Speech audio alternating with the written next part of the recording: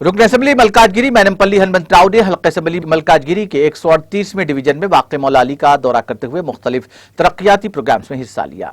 इस दौरान रुकन असेंबली मैनमपल्ली हनुमंत राव ने मुख्तलिफ तरक्याती कामों के लिए संग बुनियाद रखा। इस मौके पर रुकन असेंबली के हमरा मौलाली 138वें डिवीजन कॉर्पोरेटर सुनीता शेखर यादव के अलावा दीगर मुकामी सियासी कायदीन मौजूद थे। నేను సునీతా శేఖర్ యాదవ్ మౌలాలి కార్పొరేటర్.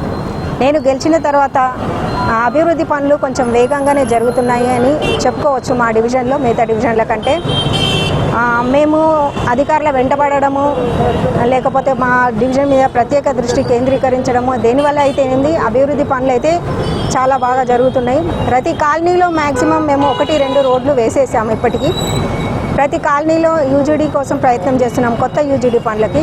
ఈరోజు వచ్చేసి 3 ఇనాగరేషన్స్ 3 శంకుస్థాపనలు జరిగినాయి. ఒకటేమో భజన మందిర్ ఓల్డ్ సఫీల్ కూడా ఎట్లా ఉందంటే చిన్న చిన్న సబ్ లేన్స్ అవన్నీ కలిపి ఈరోజు ఇనాగరేషన్ చేశాము.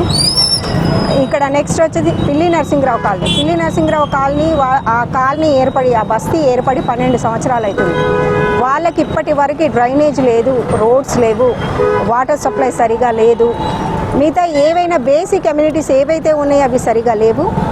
ఈరోజు డ్రైనేజ్ పనులు స్టార్ట్ చేసి మేము ఈ డ్రైనేజ్ కోసం పిల్లి నరసింహరావు కాలనీ డ్రైనేజ్ కోసం పలుమార్లు మేము జోనల్ కమిషనర్ని కలవడం జరిగింది. కమిషనర్ దగ్గర ప్రస్తావించడం జరిగింది. మేయర్కి కూడా రిక్వెస్ట్ పెట్టడం జరిగింది. పర్సనల్గా కూడా చెప్పడం జరిగింది. ఎవరి వల్ల అయితే ఏంది ఎమ్మెల్యే గారు కూడా సహకరించారు దీనికి. ఎవరి వల్ల అయితే ఏంది పనులు మొదలవుతున్నాయి. ఆ కాలనీ వాళ్ళ సమస్యలు ఈ రోజుతో తీరిపోతున్నాయి. ఆ బస్తీ వాసులు 12 సంవత్సరాల నుంచి వాళ్ళు సమస్యలను ఎదుర్కొంటున్నారు.